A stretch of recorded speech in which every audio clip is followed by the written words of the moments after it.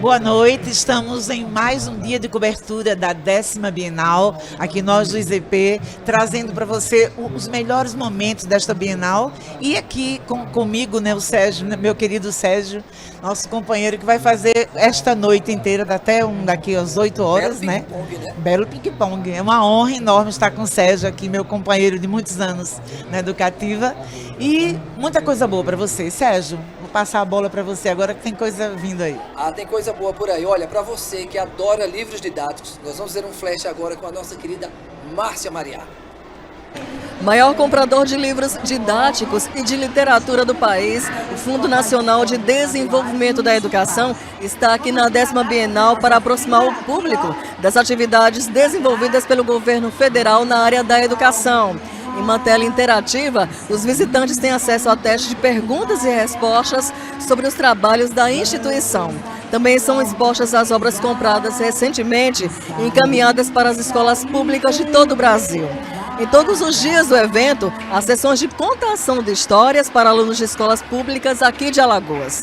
Cada um deles também leva para casa um kit com livros didáticos. São cerca de 1.500 kits exclusivos para os estudantes e mais 250 kits para os professores.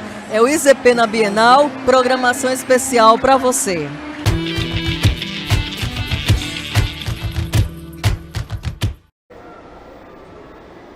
Pois é, depois desse show de entrevista aí da nossa querida Nete Carvalho, na verdade não foi a Márcia Mariá, mas amanhã ela terá uma entrevista especial aqui, fantástica, com as crianças, como aliás o trabalho dela já é tradição. Mas eu vou passar a bola aqui para a Gal, que nós temos uma entrevista agora. Ainda bem que você trocou o nome de duas amigas, né? Ah, e com não certeza. de duas inimigas. Não vai dar problema. Tudo certo. Bom, como a gente sabe, a Bienal está cheia de atrações de todos os tipos, né? Ligadas ao teatro, à música, à literatura. Sim. E hoje a gente está aqui com uma convidada que reúne várias nuances da arte, né? Estou falando com a Silvia, está aqui com a gente. Um prazer enorme ter você mais uma vez, né? Fazia tempo que a gente não se via, mas hoje nós vamos falar de poesia, literatura, música, mas com uma conotação, um sarau erótico. Pois é. Boa noite, gente. Obrigada Boa noite. pela oportunidade de falar um pouco sobre esse trabalho. Eu já venho desenvolvendo esse trabalho em cima da obra da escrita erótica do Mário de Andrade. Né? Eu descobri esse livro, essa coletânea, através de uma indicação de literatura e me apaixonei. Na verdade, toda a obra do Mário é permeada. Houve uma compilação desses escritos, aí atravessando vários gêneros. O nome do livro é Seleta Erótica. E a partir da leitura desse livro, desse contato com a obra, eu escolhi alguns poemas para criar esse trabalho que eu venho desenvolvendo. Qual seria a diferença entre um sarau tradicional literário, que a gente já está acostumado, e um sarau erótico? Olha, não tem muita diferença, até porque assim, o erotismo em Mário de Andrade é um erotismo metafórico. Mostra, esconde, né? Isso, ele diz sem querer, sabe? Uhum. Ou não querendo, ele fala. Mostra sempre mais do que diz. Isso, mostra, exatamente. Então, há muita sutileza, muita beleza e aquele toque, aquela picardia, aquele deboche, né? Que é uma coisa característica do Mário de Andrade. Vamos ouvir isso na prática, né, Sérgio? Com certeza. Você trouxe alguma coisa pra gente dessa performance, né? Trouxe, né? Assim, você quer que eu fale aqui? Claro. Ai, meu Deus. Por favor, revele pra gente. Ai, gente, peraí, porque não é nada decorado, assim, eu Mas leio, se né? você quiser, Fala de pode improviso lançar mão mesmo. das suas anotações. É porque eu não trouxe, né? Eu deixei lá no... Não, tudo bem. É porque no sarau, ela é acompanhada do Ari, né? Tem ao violão. Isso, Ari então Rodrigues. É Silvia e Ari Rodrigues. Isso. E aqui, mas aí se você lembrar de algum pedacinho trecho, do texto pra gente... certo, só pra ilustrar eu tô puxando pela memória, porque história. assim, eu não faço sempre e eu não decorei nenhum texto ainda, né? Uhum. Assim, então, é sarau mesmo e a proposta é que seja lido, interpretado na hora, com acompanhamento musical. Eu comecei o sarau com a Miran, né? A Miran Abes, que dispensa comentários, que é uma musicista incrível, uma artista alagoana fantástica. E era no cello. Depois a Miran não pôde ficar mais, aí entrou o Ari Rodrigues, que é um músico também fabuloso, com indicação do Bruno Brandão. E o Ari, ele é no violão, então ele veio com uma outra pegada, muito mais puxando para o popular, né, saindo um pouco do erudito. e me instigando, inclusive, a cantar, né? Porque já chegou assim, uma coisa que eu nunca Esse fiz. lado B seu eu não conheço, Silvia. Pois é, tá começando agora, vamos dizer assim, né? Tô me empolgando para começar a cantar depois de um tempo. Não rolaria uma palhinha não pra gente, mesmo a capela? A gente canta músicas muito conhecidas. Tem uma música, acho que é do Chico Buarque, a autoria do Chico Buarque, que foi gravada pela Clara Nunes, que é Morena de Angola. Morena de Angola que leva o chocalho amarrado na canela. Será que ela mexe o chocalho é que mexe com ela? Morena de Angola que leva o chocalho amarrado na canela. Será que ela mexe o chocalho é que mexe com ela? Será que a morena cochila escutando o cochicho do chocalho? Será que desperta gingando e já vai chocalhando pro trabalho? Rapaz, Clara Nunes agora tem uma concorrente séria aqui em Alagoas. Devia ter começado antes. Quem sou eu, minha certeza. gente? Eu sempre fui fã da Clara Nunes, desde criança, assim, Coisa boa. paixão total. Mas assim. vamos convidar as pessoas, porque o sarau é hoje ainda. Isso, daqui a Aqui pouco, na Bienal. na Sala Pitanga, 20 e 30, compareçam, é uma delícia o sarau, entendeu? Uns poemas assim, bem, uma pena não ter trazido assim, pra ler um trecho pra vocês. Mas aí instiga mais ainda as pessoas a correrem. Claro, com certeza, assistir ao venham que vocês vivo. vão amar mesmo. Ter contato com essa nuance do Mário, né? Essa característica da escrita do Mário de Andrade. Ô Silvia, me diz uma coisa, uma curiosidade que me surgiu aqui. Certo. Gal. É muito difícil produzir um espetáculo cultural com esse, de base cultural, tendo como tema o erotismo, isso torna a coisa mais difícil, diferente? Isso você corre um risco, né? Você corre o risco das pessoas olharem. As pessoas já têm um olhar muito conservador quando falam em erotismo. Quando fala nessa questão, sempre, né? Mas depende muito de como você vai conduzir, de como você vai tratar do assunto, né? De que maneira você vai se colocar. Eu acho que vai do olhar de cada um, né? Assim, algumas pessoas são muito conservadoras nesse sentido, outras estão mais abertas a beber de outras fontes, a, sabe, ressignificar. Eu acho isso importante. Pois é, ter um outro olhar A sobre as gente coisas. enfrenta o preconceito com a ação, né? Então, Exatamente. é mais um. E o erotismo faz parte da vida, tá em Faz tudo, parte. né? Por favor. Não Tá adianta negar, né? em absolutamente tudo, né? Exatamente, exatamente. Silvia, a gente só tem a agradecer muitíssimo e desejar, né? Quebre a perna, que a gente sabe, no teatro a No gente teatro usa fala muito isso. esse termo, e que seja tudo maravilhoso. E você que está acompanhando a gente, vai lá, Sala Pitanga. Sala Pitanga, Pitanga. às 20h30. Pronto. Eu Tá agradeço convidado. demais, gente, o convite. Gal, um beijo. Beijo Sérgio também. Valeu Foi mesmo. uma satisfação para nós. Agora a gente vai chamar mais um flash, Sim. Serginho. Como o papo aqui é literatura, a gente sabe que literatura de cordel é um gênero muito popular, mas que ainda, engraçado, mesmo assim, ainda há pessoas que não conhecem, mesmo É verdade, sendo... em pleno Nordeste, né? é legal. E aí, a Nete Carvalho, agora sim, a Nete Carvalho, nos traz detalhes dessa história. O estande da Academia Alagoana de Literatura de Cordel tem se destacado nesta edição da Bienal com uma exposição que combina capas coloridas, xilogravuras e poemas visualmente envolventes. O estande da Academia tem sido ponto de encontro para apreciadores da literatura brasileira, visitantes curiosos e estudantes interessados em explorar as raízes culturais profundas do nosso país. Reconhecido em 2018 como Patrimônio Cultural Brasileiro, o cordel alcança um público diverso e vem se atualizando ainda mais para atingir o público jovem. Fundada na 8ª edição da Bienal, a Academia Alagoana de Literatura de Cordel nasceu a partir da iniciativa de 5 cordelistas. Atualmente, a Academia reúne 32 cordelistas de diversos municípios alagoanos. Não faço verso na hora porque não sou repentista, mas pensando o verso sai, é o meu dote de artista, então eu posso falar aqui em todo lugar, sou poeta cordelista. É o IZP na Bienal, programação especial.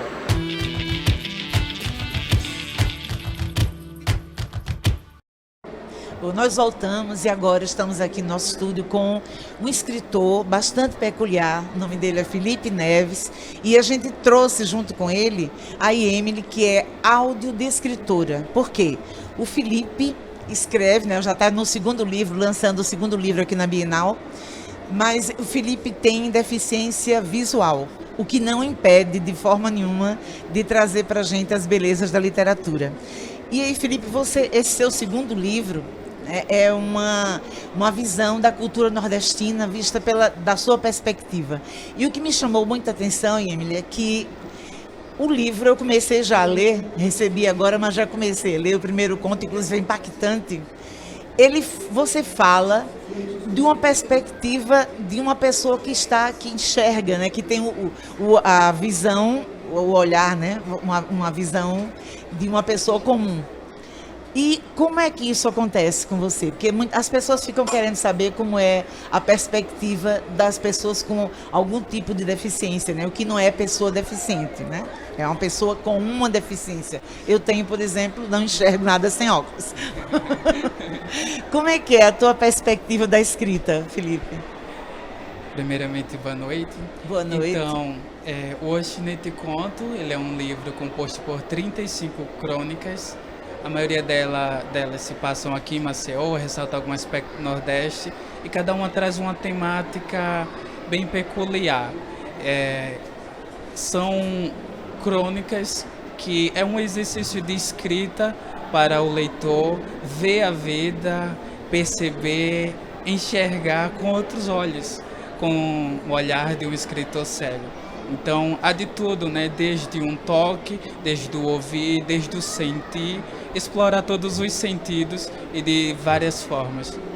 E a gente sabe também, agora eu queria que a Emily falasse com a gente, que o livro, ele não vem só na forma escrita, ele tem outros suportes, né? Para pessoas que, por exemplo, não escutam, né? Poder acessar esse conteúdo.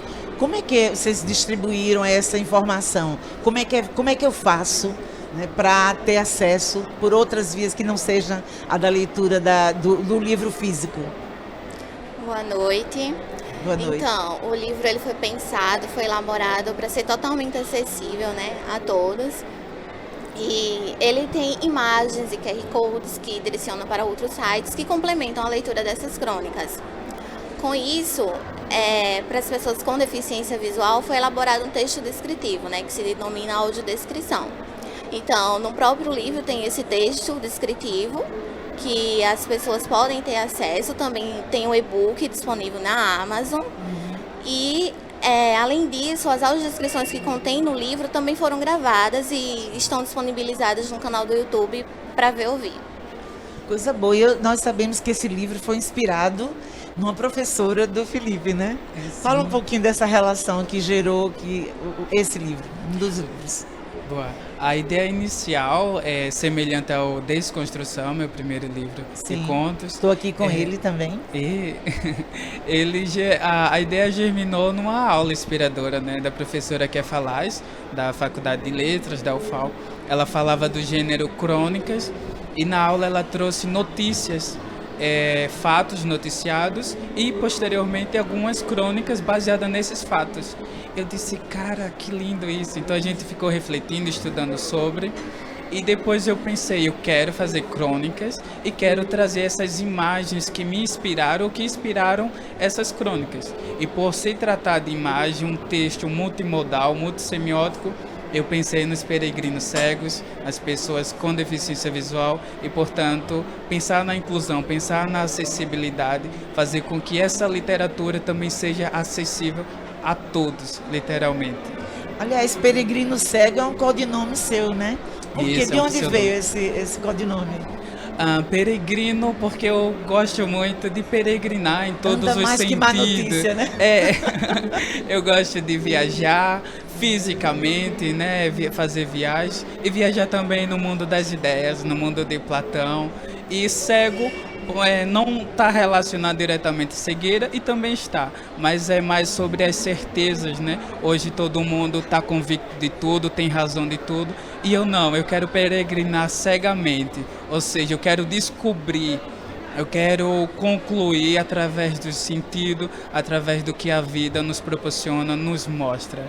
Opa, agora falando em semiótica, a primeira crônica desse novo livro seu é muito impactante. Sim. Eu não vou dar spoiler aqui, né, para deixar as Oxe, pessoas nem te lerem, tirarem suas próprias conclusões.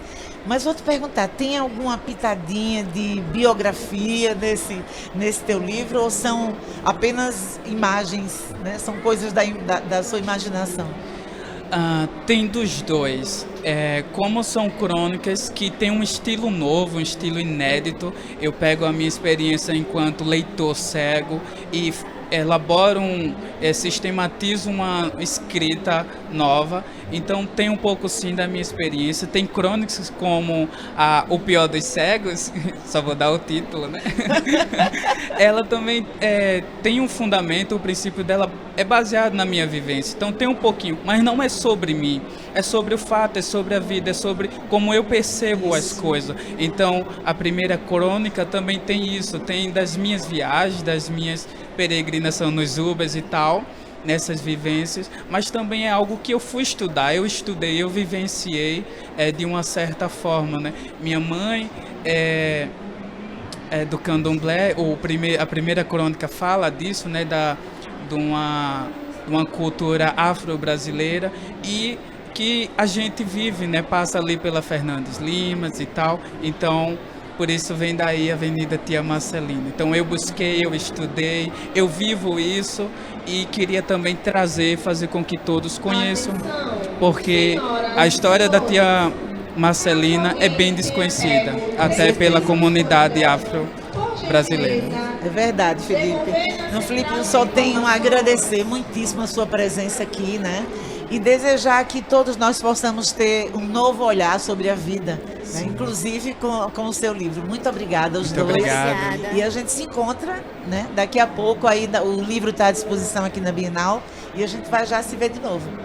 Perfeito. Nós agora vamos para um rápido intervalo e voltamos já com mais novidades aqui da Bienal.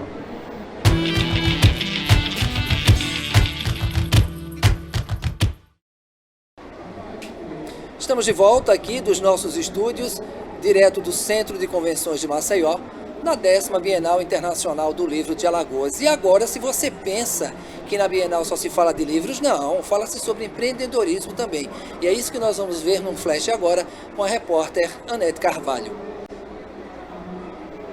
A Universidade Federal de Alagoas também trouxe para esta Bienal projetos de empreendedorismo e grandes oportunidades de conhecimento referentes a trabalhos desenvolvidos a partir da economia solidária. É o caso da ação Incubadoras Alagoas em Rede, promovida pela Pró-Reitoria de Extensão, que reuniu incubadoras da Universidade e do Instituto Federal de Alagoas para este evento. O objetivo da instalação deste estande é fomentar a valorização de artesãs profissionais aqui de Maceió e de outros municípios alagoanos, como Marechal Deodoro, Arapiraca e Atalaia. Roupas feitas em filé, bonecas de pano, fantoches e objetos decorativos podem ser encontrados aqui no local. Vem pra cá porque vale a pena conferir. É o IZP na Bienal, programação especial para você.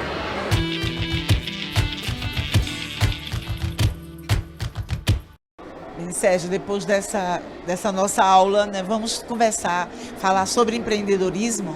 A gente pega esse gancho, né, para conversar com a Érica Santos, que na contramão, né, dos processos mais comuns, ela empreendeu, né, num bairro de periferia, o Estáquio Gomes, e ela é escritora e livreira nessa área.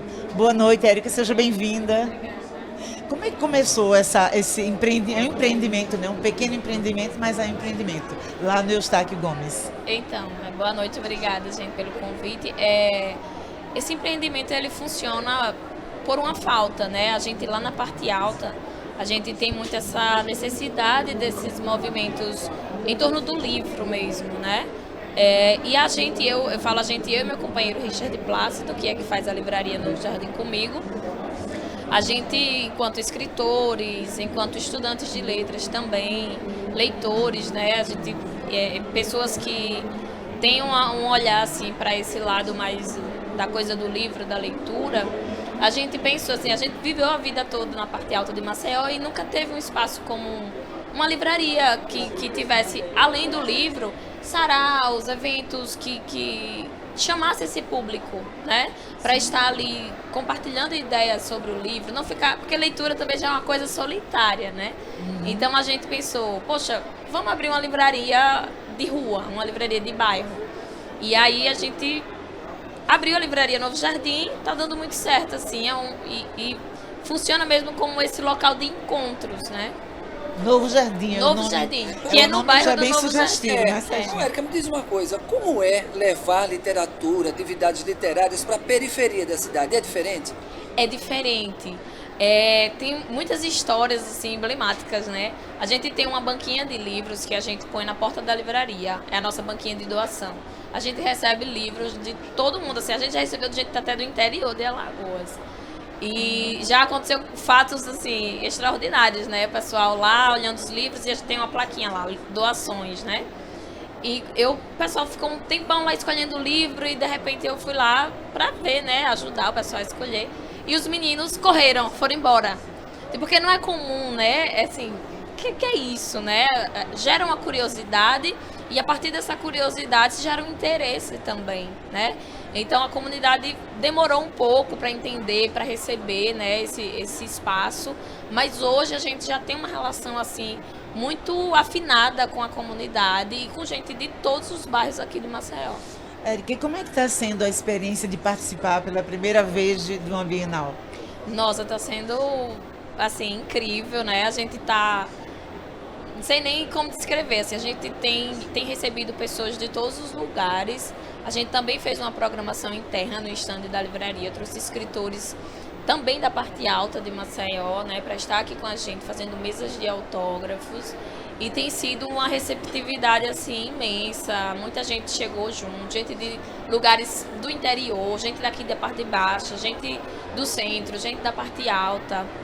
E todo mundo falando assim, eu vi vocês em tal canto, meu amigo já falou de lá, eu tenho um amigo que escreve, que tem um livro lá. Beleza, maravilha. Então, assim, é um lugar de encontro, que está sempre cheio, assim, por mais que as pessoas vá comprar o livro, mas vá conversar, vá dar um abraço, vá dizer que tá legal o movimento de vocês, assim, é coisa de todos os tipos, assim. Tá sendo massa. A gente percebe que você está empolgada com a coisa, né? É a primeira vez que você participa de uma Bienal. Quais são as suas expectativas? Será que vai dar retorno, você acha? Com certeza. A gente está muito feliz, assim, porque já tem esse retorno pessoal, né? Já tem esse retorno da galera ter visto, da galera ter vindo também prestigiar os autores, prestigiar esse movimento lindo que está sendo a Bienal. E eu acho que é o começo, assim, de uma coisa que só tende a crescer mesmo, sabe?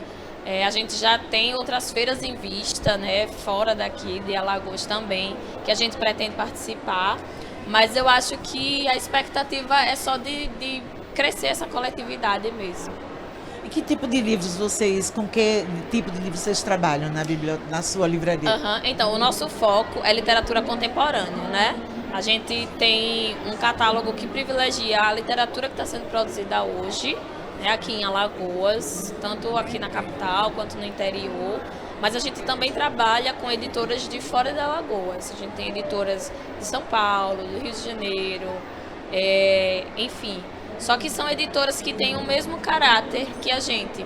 Essas pessoas, elas estão localizadas em lugares mais afastados do centro das cidades e elas estão produzindo junto com pessoas que não têm um aporte, né, tão rico assim, no sentido da publicação, no sentido do conhecimento mesmo do comércio como um todo.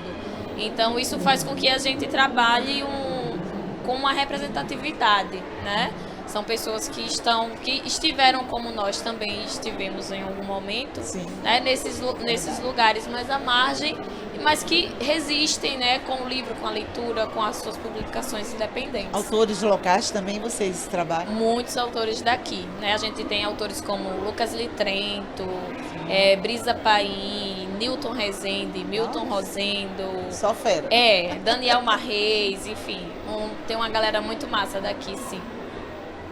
Serginho, se você no seu bairro tivesse uma livraria direto, assim, ligação direta com o resto. Que maravilha, seria maravilha. Você ia morar lá um pouco. Eu particularmente, eu adoro literatura, né? E eu tenho um gosto assim muito eclético, eu gosto de muita coisa. Que massa. Muito obrigado pela sua presença aqui, sucesso para você. Muito obrigada. E você que está em casa, você sabe o que é capacitismo? Pois é, A gente vai saber agora num flash que nós vamos mostrar nesse momento com o repórter Luiz Alberto Fonseca.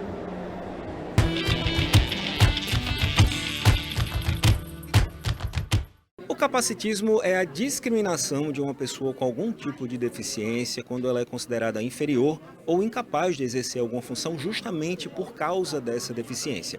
Esse é um tema que vem sendo discutido com mais frequência de uns anos para cá, mas já é estudado desde o início dos anos 2000 aqui no Brasil.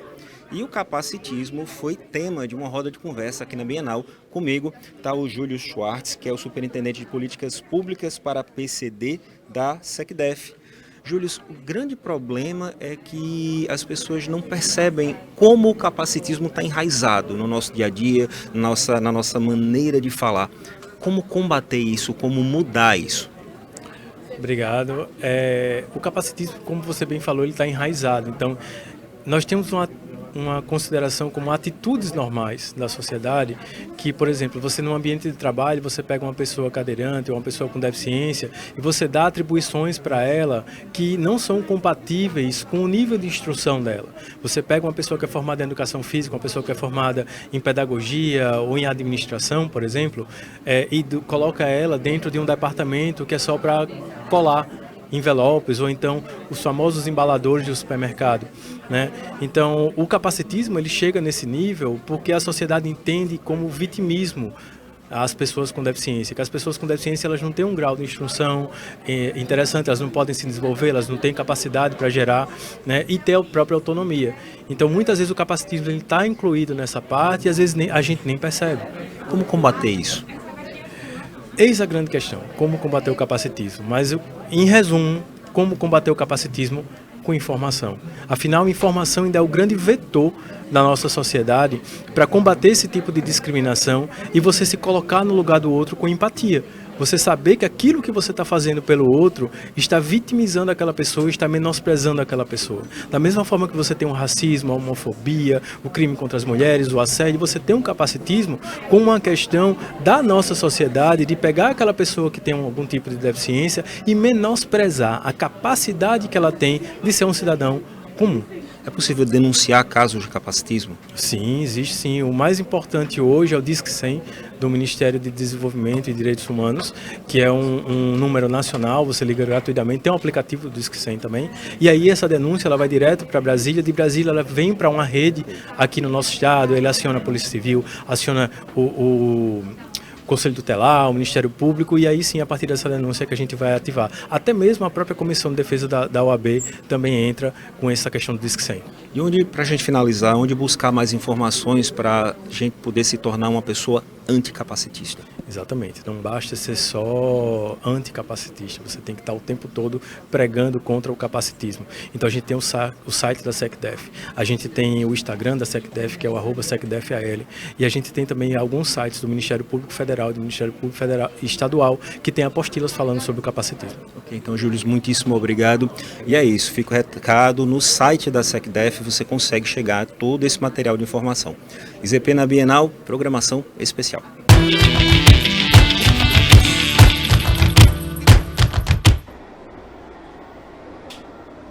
Bom, nós vamos para um rápido intervalo e voltamos já com mais novidades sobre a Bienal.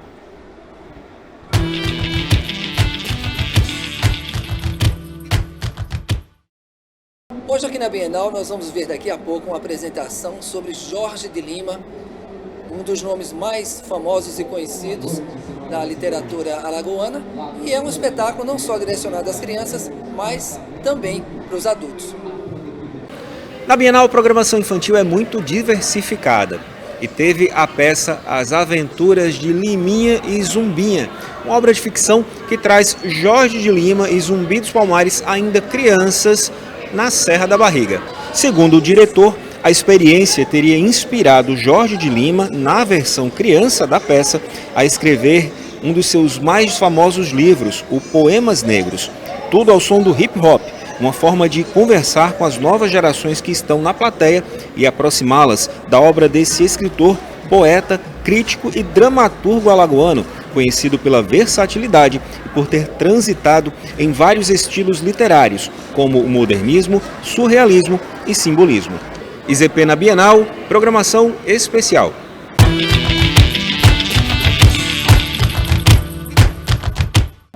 Voltamos com a nossa cobertura ao vivo aqui, trazendo para o nosso estúdio o diretor da Eduneal, Ribeiro de Siqueira, que vai conversar um pouquinho com a gente sobre os muitos lançamentos, né, que a Eduneal fez nesta Bienal. Boa noite, seja muito bem-vindo, Ribeiro. Olá, boa noite, é um prazer estar aqui com vocês. Estamos aqui nessa Bienal maravilhosa. Como é que você tem avaliado assim, o trabalho da Uneal aqui dentro? Como é que tem sido a repercussão no público da nossa Bienal? Olha, a repercussão tem sido a melhor possível. Eu não esperava um retorno tão positivo. Nós conseguimos um destaque muito bom, não é? Eu acredito que esse sucesso que estamos tendo, devemos ele ao nosso homenageado, ao professor Luiz Sávio de Almeida, não é? Que é um grande nome de Alagoas. Não é um grande intelectual que nos últimos anos de sua vida dedicou à Uneal, não é? A Eduneal, ele publicou conosco toda a sua obra nos últimos anos. Inclusive temos uma obra inédita dele, que foi lançada meses antes do falecimento, chamada Manuscritos do Oco do Mundo, que é um texto literário das coisas mais belas que podemos ler. Vocês estão com a coletânea do professor Sávio? Sim, nós temos todas as obras dele publicadas nos últimos tempos, né? Ele publicou exclusivamente conosco, não é? E tem sido maravilhoso, não é? Nós lançamos também, na abertura da Bienal, nós lançamos 10 livros organizados da universidade, livros científicos, de diversas áreas, de letras, história, geografia. Então, foi um sucesso. E agora, neste momento, está acontecendo o lançamento de 11 e-books. Nós temos e-books gratuitos, que esses e-books que estão sendo lançados hoje, de diversas áreas, direitos humanos, sobre direito. Baixar gratuitamente. Baixa-se gratuitamente no site da Eduneal, certo? É eduneal.com.br. Você pode ir lá, que nós temos mais de 80 títulos gratuitos. Nós somos a maior editora de portal gratuito de Alagoas, né? Nós estamos à frente, inclusive, da nossa irmã parceira, que é a EduFal. Então nós temos tido esse trabalho, uma preocupação, porque nós somos empresa pública. E nós precisamos dar resposta à sociedade. Então, os nossos livros, grande maioria são livros, obras científicas, e nós precisamos, produzidas com recurso público, FAPEAL, da própria universidade, não é? Então a gente precisa disponibilizar esse material gratuitamente para a comunidade. É um serviço da universidade para o povo. Você falou em e-books, e normalmente esse público mais jovem prefere os e-books. Mas você acha que essa concepção moderna de livro, ela substitui o livro tradicional do papel? De maneira nenhuma. Quem gosta de ler, quem gosta de livro, gosta de livro. E existem as modalidades. Por exemplo, nós temos um livro muito lindo sobre Jorge de Lima, não é? As correspondências entre Jorge de Lima e Alceu Amoroso Lima. É um livro artístico, é um livro que tem fotografias muito bem preparadas. E ele é um livro que ele só vai ter efetiva funcionalidade no formato de livro. Se você jogar um material desse para o e-book, ele perde em qualidade. Agora veja, existem umas modalidades de livro que precisam ser disponibilizadas até por questões econômicas, não é? E de acessibilidade, a gente coloca no formato e-book, porque nós fazemos o e-book em formato PDF, que é o mais democrático que nós temos.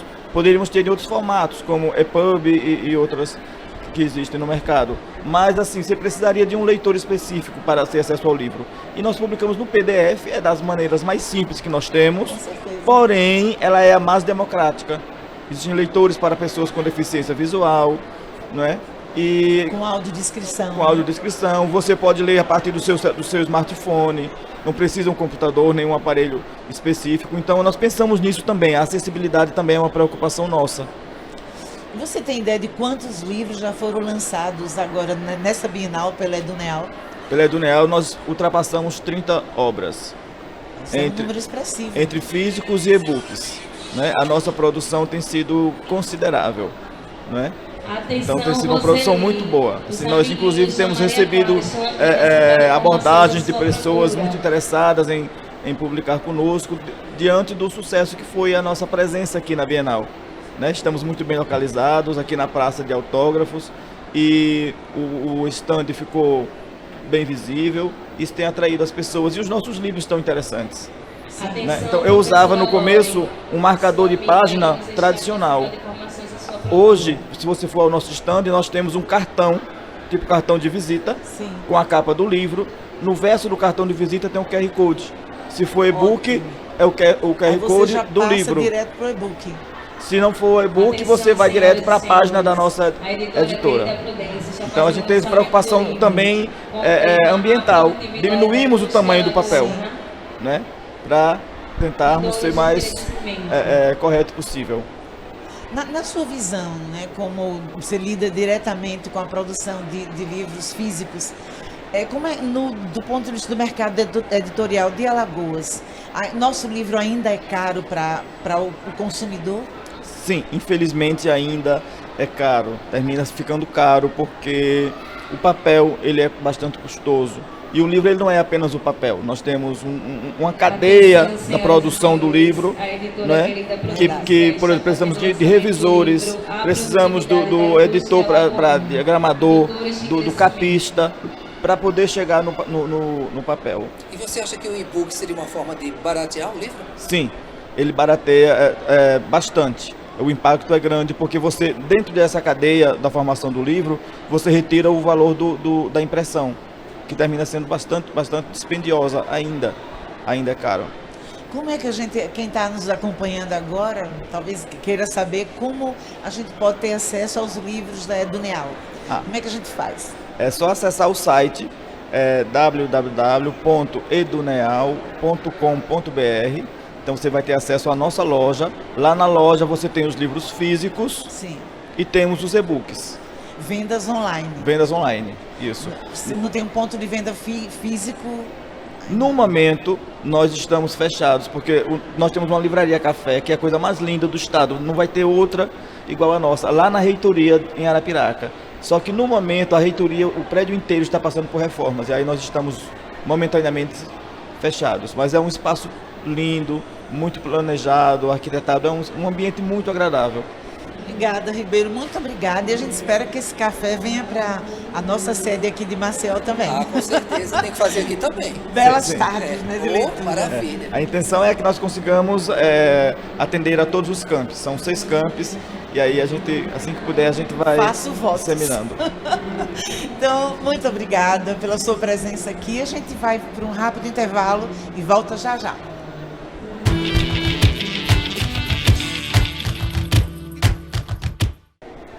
Bom, Sérgio, eu andei sabendo aqui, me disseram que você andou por aí, por essa Bienal fora e descobriu um cantor indígena. Isso tá bonito o negócio, soube que tá muito bonito. Verdade, inclusive então, é um trabalho autoral e não canta nada de ninguém, só dele. Então vamos acompanhar juntos agora. Uma das grandes atrações da Bienal é o cantor e compositor Jean Ramos Pancararu. Ele é um cantor autoral. Todas as suas composições são suas, ele não canta música de ninguém e já fez shows por todo o Brasil. Jean, o seu trabalho é baseado na cultura indígena? Explica isso pra gente. Antes de tudo, agradecer pelo espaço, pela oportunidade de estar aqui, de estar em território alagoano, de estar na capital Maceió, dizer que estou feliz de estar participando da 10ª Bienal. É um convite muito especial, a gente fica feliz de trazer essa representatividade indígena de Pernambuco para cá. Exatamente, eu sou cantor e compositor indígena, tenho 24 anos de carreira, já viajei pelo Brasil quase todo, fazendo shows, levando a cultura indígena através das minhas composições e carregando a força ancestral que tem o povo indígena nesse país. Onde é que vai buscar tanta inspiração para fazer tanta coisa? Porque, infelizmente, o nosso público não sabe, mas a nossa música popular brasileira tem uma boa base indígena, não é isso? Acho que toda música brasileira tem a referência da música indígena, porque é a música mais antiga desse país. A história desse país se descorre a partir da cultura indígena. Mas existe sim esse hábito de silenciamento, existe sim uma negligência, vamos dizer assim, e eu acho que falta um pouco de curiosidade também no público em procurar saber mais, mas é importante que a gente esteja nesses espaços agora, nessa contemporaneidade, trazendo tudo que é nosso de ancestralidade para essa contemporaneidade com uma perspectiva de futuro também, até porque a gente traz a nossa cosmologia, a nossa cosmovisão para todos os temas que a gente retrata aqui, independente de ser sobre questões sociais, de luta, de resistência, sobre qualquer assunto que um indígena falar, o tema é pertencente ao povo indígena, porque nós estamos também correlacionados com essa sociedade, né? e a gente precisa dialogar com ela, e eu acho que o intermédio melhor é da música, e ela faz isso de uma forma incrível, a partir dos seus atores, ou dos seus compositores, ou dos seus artistas, representantes dos seus povos. Você acha que a sociedade tem noção de tudo isso que você falou? Olha, eu posso falar mesmo de mim, assim. A gente espera que a sociedade tenha. A gente espera também que existam políticas públicas que possam conscientizar e valorizar o que é de fato originário nesse país, para que a gente possa ter mais propriedade ao conhecer e ao falar disso, né? Se ela não conhece, se a sociedade não conhece, eu acho que é uma boa oportunidade de conhecer, e por isso eu convido o público alagoano a estar aqui com a gente, para que a gente possa fazer uma imersão nesse momento, nessa cultura que é tão forte, tão originária, e a gente possa ter um momento muito especial aqui nesse espaço que está muito bonito, e nessa programação também que está recheada de atrações interessantes para que a gente possa difundir conhecimento, e nada melhor do que isso. Jean, obrigado. IZP na Bienal, programação especial.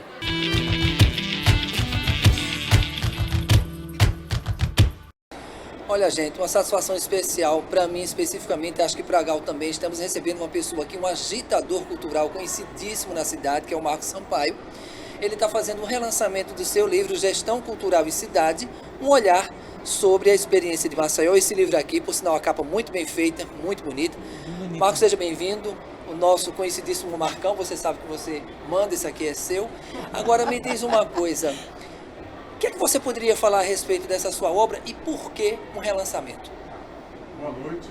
Boa noite. Sérgio, boa noite a todos que estão acompanhando a Educativa. É muito bom estar falando numa TV. Você está literalmente em casa, né? É verdade, verdade. Suas origens são aqui. São aqui, já tive a oportunidade de trabalhar no IZP, né, de participar do concurso do IZP, de trabalharmos juntos, e é sempre um prazer renovado estar aqui no IZP. Bem, a ideia do livro, ela surgiu porque a gente tem muito pouco em termos de literatura voltada para a gestão cultural. É algo que no Brasil vem crescendo, né, cada vez mais essa produção, mas aqui em Alagoas a gente encontra muito pouco, né? Claro que nós temos aqueles que escreveram sobre folclore, aqueles, né, que já escreveram sobre grandes nomes da nossa música, sobre Héctor Tavares, mas faltava talvez, e a gente sente falta um pouco de relatos e de experiências voltadas para a gestão da cultura, que também é algo novo, né? Se nós levarmos em conta que a primeira Secretaria de Cultura em Alagoas veio nos anos 80, né, veio surgir, se não me engano, em 82, e que no município, em 86, se não me falha a memória, a gente vai ver que é algo em termos de gestão muito recente, né? A cultura sempre foi, durante muito tempo, um departamento, geralmente era um departamento da Secretaria de Educação. Era o DAC, né? Departamento de Ação Cultural, se não me engano, alguma coisa nesse sentido, do Estado. E no município, na verdade, no município é que foi em 82, com a eleição de Ronaldo Lessa. Quando o Ronaldo foi eleito prefeito, né, de Maceió, ele criou a primeira Secretaria de Cultura do município, cujo primeiro secretário foi Enio Lins, jornalista Enio Lins, foi o primeiro secretário. Então é algo recente na história, se levarmos em conta a história de Maceió e a história do Estado. Então nós tivemos a oportunidade de passar 8 anos cuidando da parte da política cultural do município, na gestão que tinha como presidente o Vinícius Palmeira. Tivemos essa oportunidade e sentimos a necessidade de colocar no papel, de registrarmos essa experiência, não como um relatório de gestão. A ideia não era fazer um relatório da gestão. Para isso foi feito. Tem, né, cada gestão que passa do município faz as suas revistas, as suas publicações. Isso foi feito. A gente queria colocar um olhar crítico sobre a gestão, mesmo estando dentro dela, que elencasse os avanços, mas também colocasse as dificuldades e aquilo onde a gente acredita que pode vir a avançar. Então o livro traz esse relato, ao mesmo tempo histórico e também crítico, sobre a gestão no município de Maceió. Marcão, a gente sabe que em gestão o que mais ressalta são as políticas públicas, né? É a necessidade de do gestor apresentar políticas públicas para o município, para o estado, para o país. Qual é a tua avaliação desses 8 anos em relação a essas políticas públicas? Você falou em avanços, eu acho que eu particularmente considero que tivemos alguns avanços importantes. Queria que você falasse um pouquinho deles. Verdade. Bem, eu acredito em política pública, né? É uma palavra que nos últimos anos, de certa maneira, ganha, né, muita força, né?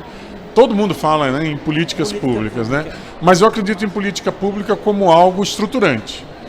Ou seja, eu acho que o evento ele é importante, acho que ações pontuais em determinados momentos são necessárias, mas eu acredito em políticas que estruturem, que dê condições, principalmente à sociedade civil, de exigir, de intervir, né, de fazer com que o Estado funcione a favor da população, a favor do público, né?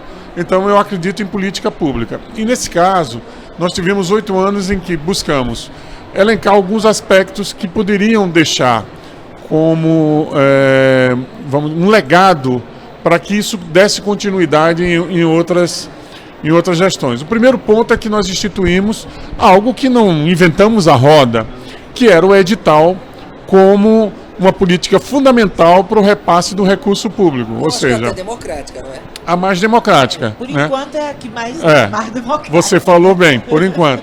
Eu até coloco uma frase no livro, porque tem uma frase muito conhecida do Churchill, que foi primeiro-ministro britânico, em que ele dizia que a democracia é o pior dos mundos, tirando os outros.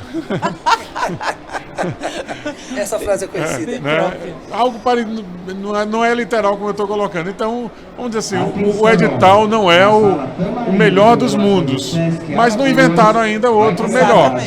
E a ideia do edital é justamente o de fazer com que o recurso público chegue a quem realmente precisa dele de uma maneira, como você falou, democrática, que permita com que o ponto de partida seja igual para todos, né? Ou seja, todos tenham a mesma possibilidade, a mesma oportunidade.